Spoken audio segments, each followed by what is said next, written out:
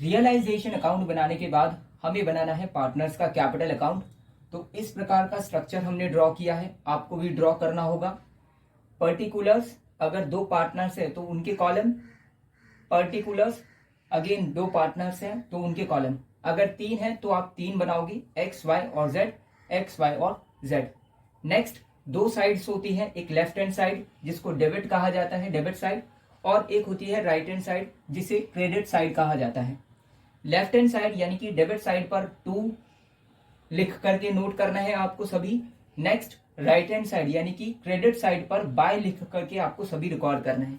अब करना क्या है, जो बैलेंस शीट होगी उस पर क्रेडिट, बैलेंस शीट में जो लाइबिलिटीज साइड पर कैपिटल्स दी होंगी पार्टनर्स की, उसे यहां शो करोगे, यानी कि क्रेडिट बैलेंस आप यहां शो करोगे by balance BD.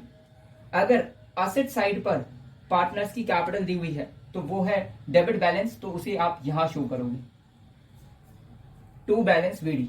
Next, liabilities side पर अगर जनरल रिजर्व है तो पार्टनर्स में डिस्ट्रीब्यूट कर दोगे। अगर प्रॉफिट एंड लॉस ये दिया हुआ है यानी कि ये प्रॉफिट है तो इस प्रॉफिट को डिस्ट्रीब्यूट कर देना है पार्टनर्स में उनके रेशो में। अगर वर्कमैन कंपेंसेशन रिजर्व अगर ये दिया हुआ है तो इसको भी आप डिस्ट्रीब्यूट कर दोगे पार्टनर्स में उनके रेशो में। नेक्स्ट, असेट साइड पर अगर प्रॉफिट एंड लॉस है तो ये लॉस है और इसको डिस्ट्रीब्यूट कर देना है पार्टनर्स में उनके रेशो में। एडवर्टाइजमेंट एक्सपेंडिचर, इसको भी डिस्ट्रीब्यूट कर देना है पार्टनर्स में उनके रेशो में। तो ये जो थे ना 1 2 3 4 5, ये 5 आपको बैलेंस शीट के अंदर ही मिल जाएंगे। तो जो मिल जाता है उसे डिस्ट्रीब्यूट कर देना, जो नहीं मिलता उसे छोड़ देना। नेक्स्ट क्या करना है, रियलाइजेशन अकाउंट हमने बनाया था तो वहां पर किसी पार्टनर ने असेट टेकन ओवर की थी, किसी ने लाइबिलिटी टेकन ओवर की थी, तो उसे हम यहां रिकॉर्ड करेंगे ना उनके कैपिटल्स अकाउंट में। तो अगर मान लीजिए किसी पार्टनर ने असेट टेकन ओवर की थी तो हमने उसको क्रेडिट साइड पर शो किया था, तो अब रियलाइजेशन अकाउंट का ही रेफरेंस लेंगे, रियलाइजेशन अकाउंट, और अगर असेट टेकन ओवर की है तो उसे डेबिट साइड पर शो करेंगे, असेट टेकन ओवर। अगर लाइबिलिटी टेकन ओवर की तो हम उसे यहां रिकॉर्ड करेंगे क्रेडिट साइड पर, और रेफरेंस कहां का ले रहे हैं, रियलाइजेशन अकाउंट, ब्रैकेट में liability LIABILITY, liability taken over, ये करना है। उसके बाद हमने रियलाइजेशन अकाउंट बनाया था तो वहां से भी प्रॉफिट या लॉस हमें मिलेगा, तो उसे क्या करना है, अगर लॉस है तो उसे यहां पर आप क्या करोगे, लॉस है, रियलाइजेशन रेफरेंस लिया हमने कि लॉस है, लेकिन वो कौन सा है, रियलाइजेशन अकाउंट से लिया है, रियलाइजेशन अकाउंट का लॉस है, और उसे पार्टनर्स में डिस्ट्रीब्यूट कर देना है उनके रेशो में। अगर रियलाइजेशन प्रॉफिट मिलता है तो उस प्रॉफिट को हमें क्या करना है, पार्टनर्स में डिस्ट्रीब्यूट कर देना है उनके रेशो में।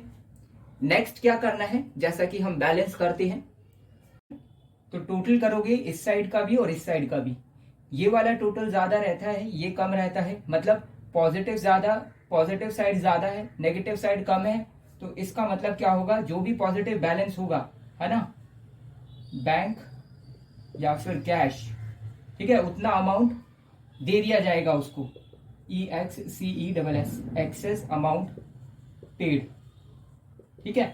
अगर मान लीजिए ये वाली साइड ज्यादा है, ये कम है, नेगेटिव साइड ज्यादा है, पॉजिटिव साइड कम है, तो इसका मतलब वो नेगेटिव अमाउंट मंगवाया जाएगा बाय बैंक,